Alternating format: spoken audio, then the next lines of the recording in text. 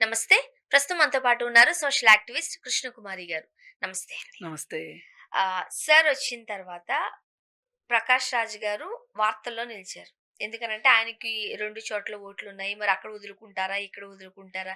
ఇలాంటి చాలా వార్తలొచ్చిన నేపథ్యంలో ఈరోజు ఆయన ఒక సెల్ఫీ వీడియో పెట్టారు. ఆయన ఓటు పోయింది అని. ఆయనేమంటారు, "నేను ఇక్కడే పుట్టా, ఇక్కడే పెరిగా, ఇక్కడే చదువుకున్నా, ఎంపీగా కూడా పోటీ చేశా. అయినా సరే నా ఓటు గల్లంత అవ్వడం ఏంటి? సరే చూద్దాం ఏం జరుగుతదో." ఒక స్మైలీగా ఆ వీడియో పెట్టడం మనం చూసాం. ఏం చెప్తారు? ఇప్పుడు ఈ ఏదైతే ఉందో, ఇది తీసుకురావటం వెనకమాల హ్మ్. ఏ మాటకి ఆ మాట ఇప్పుడు ప్రస్తుత ప్రభుత్వం యొక్క కుట్రయితే ఉంది ఖచ్చితంగా. అంటే వాళ్ళు ఎట్లా ప్లాన్ చేశారంటే, ఇప్పుడు స్టాలిన్ ఉన్నారు.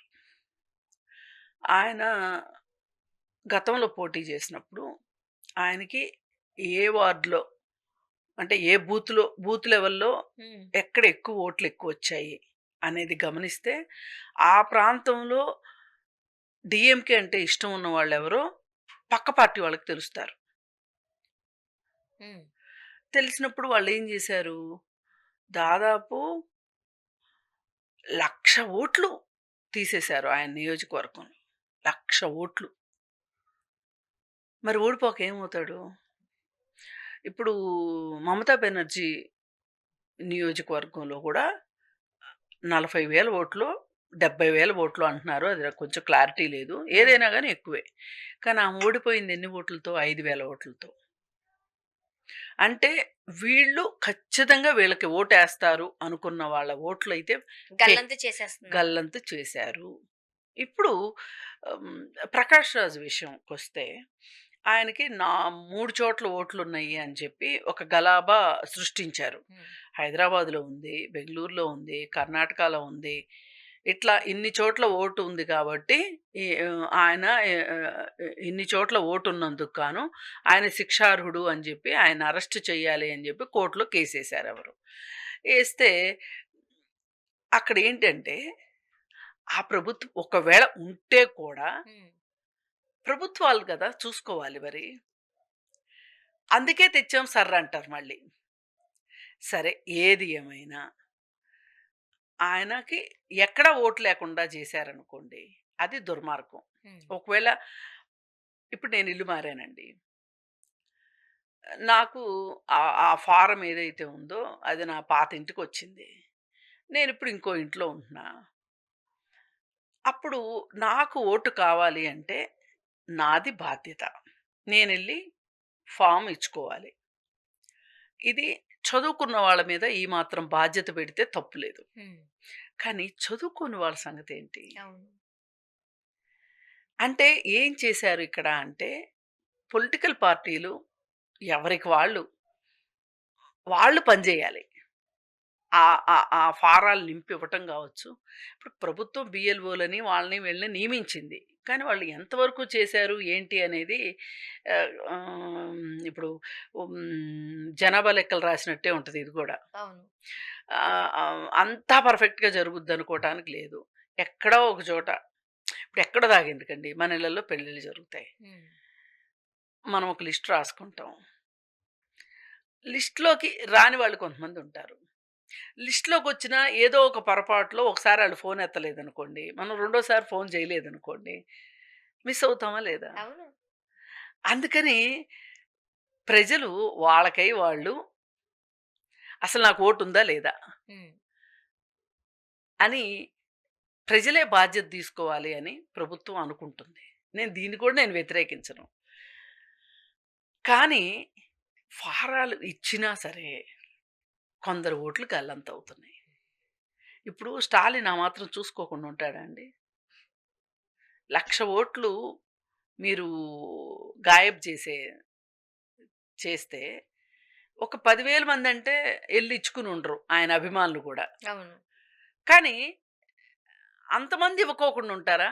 అన్ని ఓట్లు గల్లం చేస్తారా? పైగా బీజేపీ నాయకులకి సంబంధించిన నాయకులెవరు ఈ ఈ మాట చెప్పట్ల. ఇప్పుడు బీహార్ ఉంది. ఒకామె వచ్చేసేసి, "ఏవండీ నేను బతికే ఉన్నాను. నా ఓటు తీసేసారేంటి?" అని చెప్పి ఆవిడ వచ్చింది. కనీసం ఫార్మ్ ఇస్తే గూడా తీసుకోలేదు.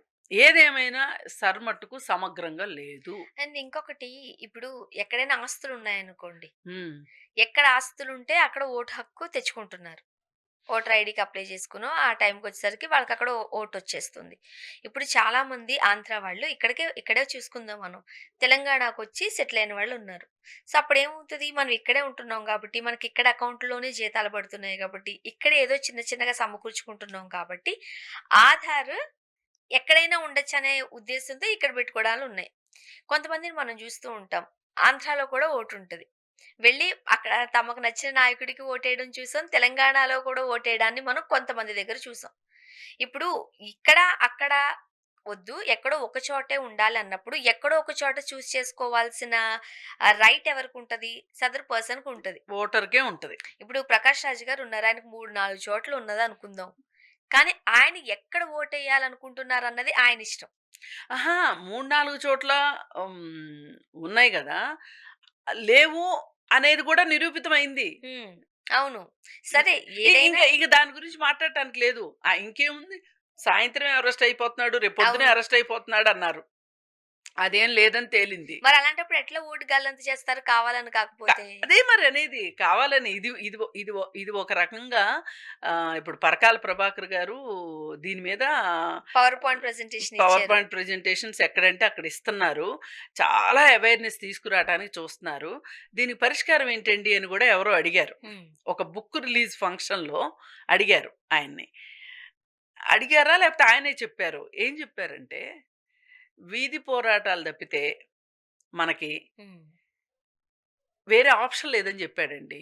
అంటే అది కూడా కరెక్టే ఆహ్, గదండీ! ఎ ఎంతండి, ఒక 2 నెలలు అయిందేమో ఆయన చెప్పి.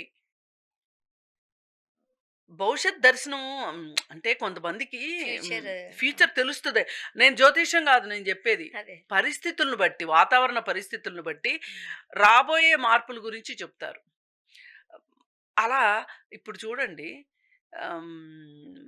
మరి జంతర్ మంతర్‌లో జరిగిందేంటి? ఇప్పుడు ఒక ఓటు, 2 ఓట్లు గల్లంతయ్యాయి. మీరన్నట్టు 10,000 గల్లంతయ్యాయి.